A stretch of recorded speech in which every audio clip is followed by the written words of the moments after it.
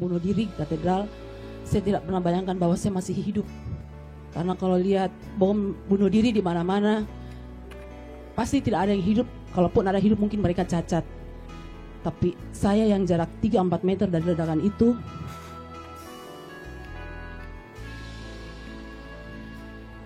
yang luka di paha saya dan juga gendang telinga saya yang robek. Oke, saya cerita sedikit tentang pengalaman, saya ringkan sedikit tentang pengalaman bom bunuh diri itu. Hari Minggu tanggal 28 seperti biasa, saya bangun pagi jam 4:30. Setelah doa, saya siap-siap untuk ke gereja. Hari itu Minggu Palem. Dan saya tugas kor di katedral. Saya sebenarnya paroki Malajang, tapi sudah hampir 30 tahun saya pelayanan kor di katedral, kor Sisilia. Setelah semuanya siap, saya berangkat. Tidak ada firasat apapun yang saya rasakan. Banyak yang tanya, kau rasa apa firasatmu waktu bangun pagi hari Minggu? Soalnya saya nggak punya firasat. Yang saya rasa hari itu saya semangat sekali untuk mau pergi gereja karena sudah 1 tahun tidak pernah pelayanan.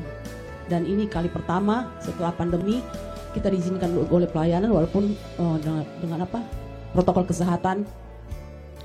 Jadi iya PSBB. Jadi duduknya juga kor biasa itu harus rapat-rapat, tapi ini kami tetap jaga jarak setengah meter, 1 meter. Itu yang kami lakukan dan saya berangkat ke katedral, tiba di katedral. Setelah tugas pelayanan, udah begitu nyaman menyanyi hari itu. Saya begitu bahagia dan puji Tuhan saya menyanyi dengan sepenuh hati walaupun ada masker. Udah saya rasa Tuhan 1 tahun tidak pernah menyanyi, sekarang boleh menyanyi dan selesai menyanyi, selesai misa biasa. Perempuan kalau kumpul foto dengan palem kan gitu. Dan sambil menunggu umat masuk selanjutnya untuk misa kedua, kami pulang dan umat mulai berkurang dan umat yang datang itu pelan-pelan satu-satu mulai masuk. Saya sama teman berempat bersahabat, ada yang suami istri, Pak Sugianto, Lani, saya dan Yuni. Kami jalan pelan-pelan menuju pintu gerbang. Tidak ada pikiran apa-apa dalam pikiran kami hanya berjalan dan sambil cerita-cerita pengalaman-pengalaman kami 1 tahun tidak pernah ketemu.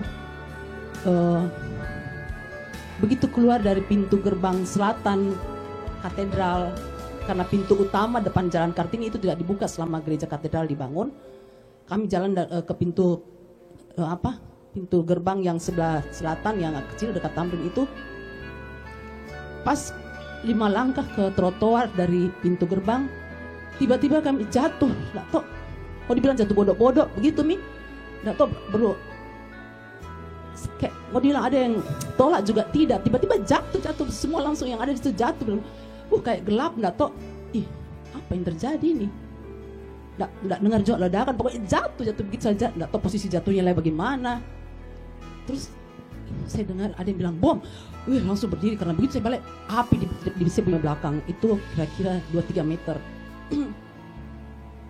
Ada yang perasaan ada yang seperti yang paksa saya untuk berdiri dan saya berdiri, saya tidak bisa jalan karena saya punya kaki kiri berat. Begitu saya pegang, saya mau tarik untuk lari dari situ takutnya ada ledakan kedua. Saya tidak bisa berjalan karena ternyata saya pegang kaki saya berdarah. Dan itu berat sekali saya untuk bawa, tapi saya paksa saya seret untuk keluar dari tempat itu karena saya lihat ada api dan sempat api itu makan teman punya tangan. Saya tidak peduli lagi apa yang terjadi. Ternyata terakhir berperiksa banyak percikan-percikan api di muka dan rambut sedikit dimakan. Kemudian mungkin baju juga sudah kena sedikit, tidak pikir itu. Kami cari tempat untuk tempat berlindung istilahnya begitu. Kami ke Jalan Tamrin, masuk dari pintu samping ke tempat muda-mudi. Tapi karena saya sudah pendarahan banyak sekali dan setiap itu baju sudah basah. Darah menetes dari baju seperti kalau orang jemur kayak habis mencuci dan mau dijemur itu baju. Itu darah menetes. Saya berhenti. Itu darah sudah kayak apa orang bilang sih donteng-donteng apakah itu sudah menggumpal gitu maksudnya. Cuman kasihan saya tidak bisa berdiri karena itu daging di belakang paha yang satu besar, iya. Terus paku di belakangnya teman-teman itu nancap kayak itu baru pakunya paku beton, jadi nancap di badan-badan. Puji Tuhan saya tidak kena paku. Ada teman di paku di kepala teman lewat kayak begitu, di lehernya nancap. di belakangnya banyak semuanya. Akhirnya singkat cerita kami ke rumah sakit, diantar sama teman punya anak, dan kami ke Siloam. Tidak ada pikiran lain mau rumah sakit mana, ke Siloam enggak tahu. Kami mau ke situ. Sampai di Siloam kami bilang kami korban bom, dan UGD langsung tanggap dan cepat mereka tangani kami semua di situ. Dan saya jadi risih lagi untuk naik tempat tidur karena saya pikir saya sudah merah semua dan tempat tidur itu bersih sekali. Naik, enggak usah pikir yang begituan. Sampai di tempat tidur saya enggak pusing melihat sama saya punya teman bagaimana mereka punya keadaan masing-masing urus diri. Untung susternya, perawat semua lengkap, dokter jaga juga lengkap. Dan ini pendarahan terus, saya punya paha terus ini ditutup dengan kapasnya penuh, itu darah nyemprot, jadi itu kapasnya langsung terlempar lagi. Saya langsung bilang, suster ini kayak panas, ini apa ini mengalir, ya darah lagi. Nggak lama datang dokter dan bilang bawa, setelah administrasi semua beres, kami dibawa ke ruangan pemeriksaan, saya nggak tahu apa namanya karena antara setengah-setengah sadar. Dan keluarga semua pada berdatangan, semuanya pada menangis semuanya. Harapan sekali tuh UGD di situ. Dan belum lagi yang di luar yang menunggu kami semuanya. Akhirnya kami dibawa satu-satu ke ruangan pemeriksaan. Sampai di sana dokter lihat saya punya kaki memang kecil yang robek di paha itu sekitar 3 cm. Nggak tahu bagaimana caranya masuk sampai ini itu. Saya nggak tahu apa baju saya robek sampai dia masuk ke paha. Atau bagaimana, saya tidak pikirkan begitu. Terus dokter lihat ini kecil jadi punya luka kecil, jadi dipikir saya biar nanti bagian belakang ditangani karena teman saya 3 itu agak sedikit berat. Akhirnya sudah saya diam-diam saya pasrah, saya pikir saya tidak mengerti yang beginian. Tapi tidak lama dokter datang lagi, dia bilang gini, saya penasaran, perasaan ada sesuatu dalam kau punya kaki.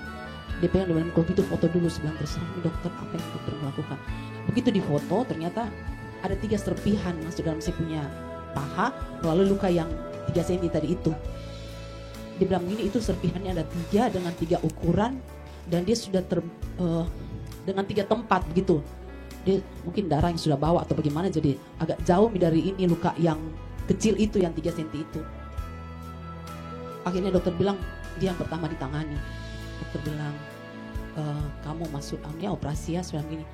Saya pasrah nih dokter, saya nggak tahu, mungkin kalau memang itu yang terbaik, lakukan yang terbaik dokter ya. Ini serpihannya dengan 3 ukuran, besar, sedang dan kecil. Tempatnya di sini dan kami akan keluarkan. So oke, dokter saya pasrah. Tapi di biusnya juga, saya bius dokter harus bius tapi bius lokal. Antara sadar dengan tidak, disuruh doa, saya bilang dokter kita doa sama-sama ya dokter ya. Sempat-sempatnya lagi terus dokter bilang oke boleh. Begitu doa namanya juga sudah fly antara bius, antara saya sudah tadi mungkin sudah pusing, kurang darah. Saya doa sama dokter terakhir. Untuk saya sempat bilang amin, kalau tidak amin bakal dokter tunggu terus saya kapan selesai ini. Sudah saya bilang dokter, Tuhan pakai dokter ya untuk bekerja melalui tangan dokter untuk dokter lakukan yang terbaik untuk kaki saya.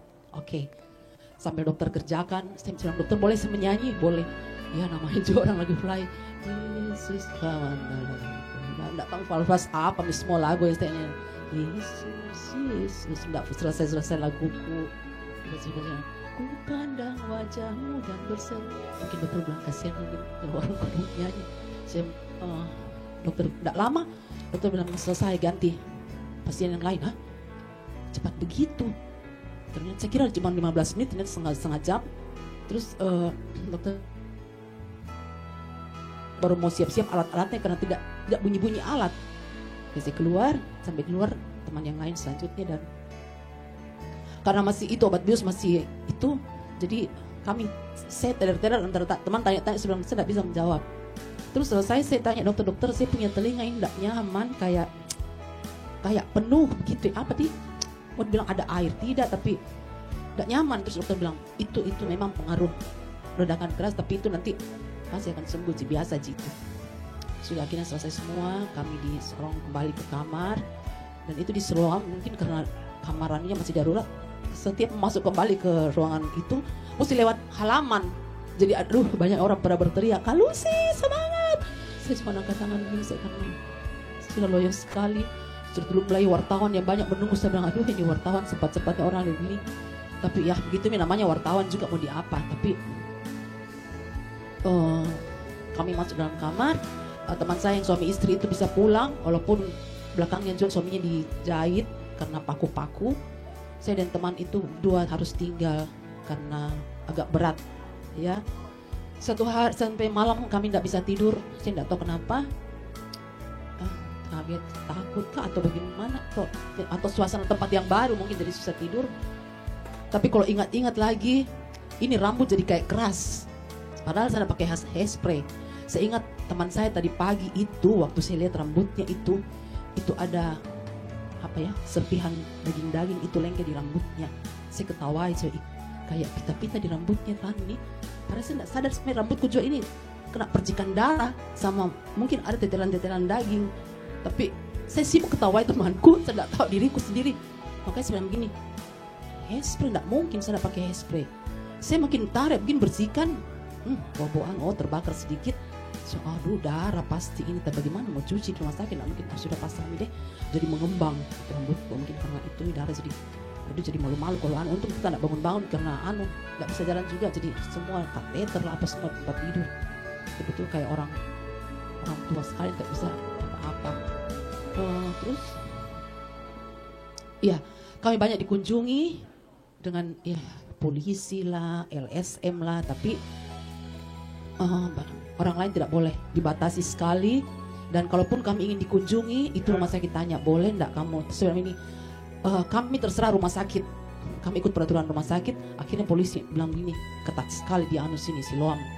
Sudah begini, itu peraturan rumah sakit, kami tidak bisa apa-apa juga. Karena kalau mau diikuti semua pasti akan banyak wartawan datang wawancara kami, dan juga mungkin keluarga akan banyak, dan mungkin kami tidak bisa istirahat. Dan sebenarnya bagus juga. Jadi kami dalam itu demi tiap pagi darahku diambil, atau periksa ini periksa itu. Malamnya dibilang kok harus tambah darah, ya kenapa bisa? Iya, terus tidak lama dokter datang periksa. Yeni temanku ini bilang begini, dokter saya mikodong yang paling di parah. Dokter bilang kalau dilihat lukanya memang kok parah, tapi kalau dilihat kondisinya ini Lucy yang lebih parah. Dia bilang kenapa? Saya bilang kenapa dokter? Kau itu pendarahan, kau terlambat sedikit datang di rumah sakit, kau mati di jalan. Oh ya, aduh saya tidak pernah bayangkan begitu. Terus dia bilang gini, sebentar tambah darah ya Lucy. Saya bilang gini, tak pernah saya bayangkan tambah darah. Aduh, si haji itu darah. Begitu pikiranku. Saya bilang gini, kenapa dokter? Ya HB-mu cuma 7. Oh saya nggak tahu juga kenapa HB 7 apa, nggak ngerti juga. Dia juga dijelaskan mungkin nggak ngerti yang gituan. Saya pasrah nih malamnya. Semua teman berteriak, kau butuh darah tidak? Bilang cepat nanti kita bantu. Saya bilang gini, belum ada suster sama dokter belum bilang apa saya perlu bantuan darah dari luar atau bagaimana. Saya sempat tanya sama suster kalau mau perlu darah bilang ya suster ya, saya minta tolong sama teman di luar. Nanti lihat di bank darah, mungkin kami punya bank darah. Jadi kalau memang ada, nggak perlu dari luar. Ya puji Tuhan, ada di bank darah, dan saya punya darah B+. Mungkin itu gampangnya, saya juga nggak ngerti. Begitu sudah agak pusing mungkin karena masuk ke darah. Selesai juga nggak bisa tidur. 2 malam itu nggak bisa tidur. Dokter bilang besok sudah bisa pulang. Cepat begitu. Terus ternyata belum nanti hari Rabunya baru bisa pulang. Dokter bilang gini, kamu 1 bulan di sini juga enggak apa-apa, kamu kan biaya pemerintah, tapi ingat di rumah sakit banyak virus. Oke, nanti kita berobat jalan saja. Dan demi selama di rumah sakit,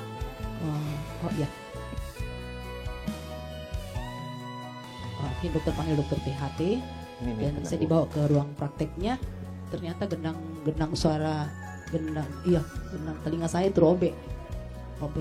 Itu pengaruh dari ledakan yang keras. Terus saya bilang, dokter bagaimana kita perbaiki, aman situ enggak sih? Kasih masuk di kapas, jadi kayak lebih tambah diam itu. Memang begitu jadi diam saja ya, sabar saja ya. Terus beberapa hari kemudian diganti lagi, dia sudah berkurang nih. Tadi umpama ini dia 3 cm itu robeknya, setelah diobati dia berkurang jadi tinggal 1 cm. Puji Tuhan sudah. Jadi nanti biar berobat jalan saja. Singkat cerita, kami keluar rumah sakit dan kami berobat jalan. Dan semua berjalan, kami semakin pulih, kami semakin baik, dan kami tetap berobat jalan. Dan yang kami agak sedih karena ada beberapa saudara kita yang seiman yang masih dirawat di rumah sakit Bayangkara. Kami tidak tahu siapa mereka, ternyata kayaknya sih menurut yang saya lihat itu agak berat karena tangannya, kakinya terbakar dan dibungkus. Sebenarnya di mana posisinya mereka ini? Kami yang jarak dari ledakan itu 3-4 meter, tidak sampai yang terbakar. Aduh, puji Tuhan, bukan mungkin. Tapi kebanyakan orang bilang justru yang jauh itu banyak yang korbannya yang berat. Hotel Singgasana saja itu kacanya pada jatuh-jatuh karena paku. Itu seperti musik jatuh. Sempat saya lihat tangan di depan rumahnya Pastor Rusdin, tangan dari pangkal sampai itu. Terus ada kepala kata depan rumahnya pastor, tangan satu lagi di Hotel Singgasana, kaki satu di samping mobilnya teman, satu kaki masih di motornya. Itu laki-laki karena bisa dilihat celananya, dan rusuknya ada di ujung garebosi. Dan sempat ada orang yang jalan pagi kasihan itu, ada katanya tiba-tiba jalan langsung darah gitu mukanya. Aduh, puji Tuhan, kami dalam kesedihan ini, dalam ada hikmat yang boleh kami ambil, dan sungguh ini boleh terjadi, ini boleh kami rasakan karena semua karena mujizat Tuhan. Tanpa campur tangan Tuhan, tanpa perlindungan Tuhan, nggak tahu apa yang terjadi. Semua orang bilang mujizat. Agama lain juga pun yang lihat mujizat, oh mereka percaya mujizat. Banyak suster, banyak yang agama Islam bilang mujizat. Dan saya punya trauma yang sampai sekarang. Saya pernah naik kendaraan umum karena saya mau kemana itu bercerai apa saya belajar jalan keluar, sudah keluar dari rumah sakit. Karena saya pesan Grab tidak muncul-muncul, saya coba-coba naik kendaraan umum. Begitu saya naik PT kosong, mulai tengah-tengah jalan naik satu-satu yang orang bawa rangsel cowok, rangsel, pikiran saya itu.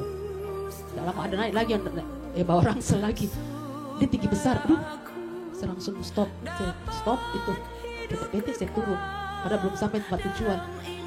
Saya langsung cari pesan Grab dan saya minta pulang, saya nggak mau lagi lanjut. Dan itu saya trauma, saya harap trauma itu dia begini ini. Saya paling takut lihat orang bawa rangsel udah berantem. Kayak kalau ada orang bawa rangsel, aduh, sudah minta tolong rangselnya bisa diamankan. Itu singkat cerita, saya pun baru-baru juga ke katedral karena ada orang dari PBNU yang harus mau ketemu dengan kami. Begitu mau masuk katedral, saya panggil satpam, tolong pegang tangan saya masuk. Saya takut sekali masuk ke katedral. Begitu dipegang, saya tutup mata dan sampai ke dalam saya menangis. Tuhan, saya masih bisa lihat rumahmu yang masih kokoh, tidak hancur, tidak ada yang rusak. Dan padahal kesini itu katedral sudah gereja tua. Puji Tuhan, Tuhan sungguh luar biasa, dia menopang kami semua. Izinkan terjadi apapun, kita mesti mensyukuri seperti Ayub. Ayub 2:10. Masa kita hanya mau terima yang baiknya, yang tidak baik kita harus syukuri.